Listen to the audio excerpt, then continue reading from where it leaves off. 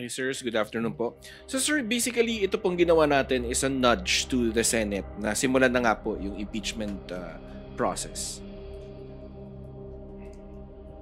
Ah, ang sinusunod po natin dito ang ating konstitusyon. Napakahirap pong mangalap ng 215 members of Congress to file an impeachment, uh, the articles of impeachment.